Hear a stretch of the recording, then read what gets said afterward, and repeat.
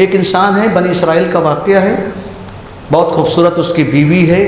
بادشاہ کو ایک آدمی کی ضرورت پڑی کہ ایک بہت نیک انسان چاہیے جو کہیں بھیجنا ہے تاکہ وہ کام کو حل کر لے۔ لوگوں نے کہا کہ بادشاہ سلامت تو فلاں انسان ہے جو اس کی ہیلپ کر سکتا ہے، اس کام کو حل کر سکتا ہے، کہا لے کے جاؤ اس کو۔ بلایا، کہا بادشاہ سلامت میرے علاوہ کوئی نہیں ہے جو میری بیوی کا خیال رکھے، اگر کوئی اور مل جائے اس کو آپ بھیج دیجئے، مجھے مت بھیجیے۔ بادشاہ نے کہا تم سے زیادہ امین کوئی نہیں ہے، لہٰذا تم ہی کو بھیجنا ہے۔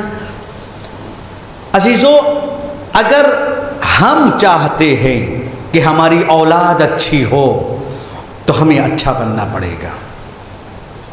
اولاد اللہ آسمان سے نازل نہیں کرتا ہے، اللہ اولاد کو ہمارے جسم سے دیتا ہے، ہماری آغوش میں تربیت پاتی ہے اولاد۔ اگر چاہتے ہیں ہم کہ اولاد نیک ہو تو ہمیں نیک بننا پڑے گا۔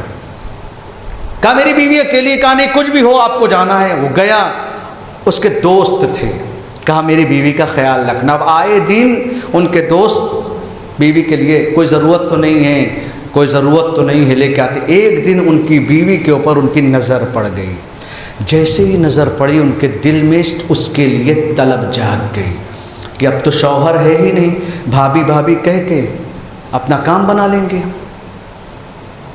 جب کام حل نہیں ہوا، کہا ایک راستہ ہے، یا تو تم میرے کام آ جاؤ ورنہ میں تمہارے اوپر زنا کی نسبت دے کر سنسار کروا دوں گا۔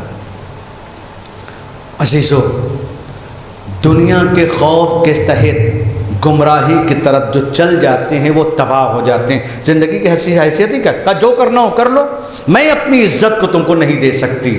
ان لوگوں نے اس کے اوپر حد جاری کروا دیا، زنا کی حد جاری ہو گئی، اس کو پتھروں سے شہر والوں نے مار دیا۔ سب مار کے واپس گئے، مگر وہ پتھروں کے نیچے دبی رہی، سسکتی رہی۔ کچھ لوگ وہاں سے گزرے، ایک عابد تھا، اس نے دیکھا یہ عورت تو یہاں سنسار ہوا ہے مگر اس کے اندر ذرا سی زندگی بچی، لے کے گیا، اس کا علاج کیا اور کہا تم ایک کام کرو، تم ہمارے یہاں رہ کر میرے بچے کی خدمت کرو، تم سے اور کچھ نہ چاہیے۔ اب جب بچے کی خدمت شروع ہو گئی، عزیزو غربت بہت بری شے ہے، ہر انسان غریبوں کا استفادہ اور ان سے غلط فائدہ حاصل کرنا چاہتا ہے۔ اگر کوئی ضرورت مند ہے، 5,000 10,000 کی سیلری چل رہی ہے، آ جائے کوئی ہمارے پاس کہ مولانا مجھے کام چاہیے، تو ہم سوچیں گے 2,000 میں سے کام نکلا لو، چونکہ وہ ضرورت مند ہے۔ ضرورت مندوں کو پریشان مت کرو، ان کی ضرورت آئے۔ اسی گھر میں ایک اور آدمی تھا، دیکھا کہ یہ گھر میں کام کرنے والی ہے، اس سے فائدہ لینا چاہیے، لیکن اس نے بھی جب اس کی بات نہیں مانی تو کیا کیا انہوں نے؟ ایک دن آیا تاکہ اس کے اوپر حملہ کر کے اس کی عزت بھی لوٹ لے، اس کو مار بھی دے۔ نتیجے میں حملہ کیا، اس عابد کا بیٹا مر گیا۔ عابد کی بیوی نے کہا، اور الزام کیا لگایا اس نے؟ کہا اس نے مارا ہے۔ عابد نے کہا مجھے معلوم ہے کہ تم نے کسی کو مارا نہیں ہے، لیکن اب بیٹے کی جب شکل آئے گی کہیں نہ کہیں شبہ پیدا ہوگا، یہ لو 4 دینار لو، راستے میں تم کو ضرورت آئے گی، جاؤ اور تم اپنے کام پر جاؤ، یہاں نہ رہو۔ راستے میں آگے چلی، آگے بڑھتی، دیکھا ایک انسان کو کچھ لوگ مار رہے ہیں۔ کہا کیوں مار رہے ہو؟ کہا اس نے قرضہ لیا تھا، یا قرضہ ادا کرے یا اس کی ہم جان لے لیں گے۔ کتنا قرضہ ہے؟ کہا 4 دینار۔ اس نے اپنی جیب سے نکالا، کہا اس کی جان بخش دو، قرضہ میں ادا کرتی ہوں۔ اس نے جیسے ہی دیکھا، کہا تم نے میرے اوپر احسان کیا ہے، اب آؤ ہم دونوں ساتھ میں چلتے ہیں، زندگی کو گزارتے ہیں، دونوں محنت کریں گے، دونوں کھائیں گے۔ عزیزو اسی لیے کہا گیا جس کے اوپر احسان کرو اس کے شر سے بچو۔ اکثر وہی نقصان پہنچاتے ہیں جن کے اوپر احسان کیا جاتا ہے۔ اور وہ لے کر چلا، اور کیا کیا اس نے؟ کشتی پر سوار ہوا، اور اس نے کیا کیا؟ اس لڑکی کو کشتی والے تاجروں کے ہاتھ بیچ دیا کہ یہ میری کنیز ہے، اور وہ چلا گیا وہاں سے۔ کشتی والوں نے اس کے اوپر حملہ کیا کہ ہم تمہاری عزت لوٹیں گے، تم ہماری تسلط میں آ جاؤ، تم ہماری بیوی جیسی ہو۔ بھائی خریدا ہے؟ کہا کس نے بیچا تم کو؟ کہا میں تو آزاد ہوں۔ کہا نہیں اس نے بیچا تھا۔ کہا اس نے؟ میں اس کی کنیز نہیں ہوں، میں نے اس کو خود اس زندگی دی ہے۔ کہا کچھ بھی ہو جائے۔ اب کچھ لوگوں میں اختلاف ہوا تو یہ چونکہ تاجر تھے، ایک ایسی کشتی پر سوار کیا جس پہ خزانہ تھا، اور سارے لوگ دوسری کشتی پر سوار ہوئے۔ اللہ جب کسی کی عزت کو بچانا چاہتا ہے تو کبھی اس طریقے سے بچاتا ہے، کبھی گہواروں کے بچوں سے گواہی دے کر بچاتا ہے۔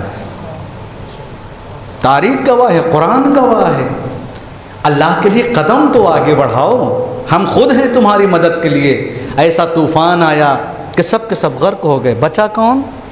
یہی لڑکی جب پہنچی ایک جزیرے سے، ایک آئی لینڈ سے، یہ جا کر اس کی کشتی رکی۔ اب اللہ نے اس کو اتنی عزت دی، اپنے نبی کو حکم دیا کہ جاؤ اس کنیز کے پاس لوگوں کو لے کر جاؤ، ان لوگوں کو کہ تب تک ہم تمہاری توبہ قبول نہیں کریں گے جب تک اپنے گناہوں کا اقرار اس عورت سے جا کر نہ کرو۔ یہ ایک ایک کر کے لوگ پہنچتے رہے، اس کے سامنے اپنے اپنے گناہ کا اقرار کرتے رہے۔ سب سے پہلے وہ لوگ پہنچے جنہوں نے ان کے اوپر الزام زنا لگایا تھا، انہوں نے جا کر اقرار کیا۔ پھر اس کے بعد وہ انسان جس نے بیٹے کو قتل کیا تھا وہ پہنچا، وہ چور جس نے اس کو جا کر بیچ دیا تھا سب پہنچے۔ اس نے اپنے شوہر سے کہا دیکھو جس کی بات تم نے نہیں مانی تھی، آج پتہ چلا کہ میں بے گناہ تھی، اللہ نے مجھے عزت بخشی ہے۔ ہم ذرا اللہ کے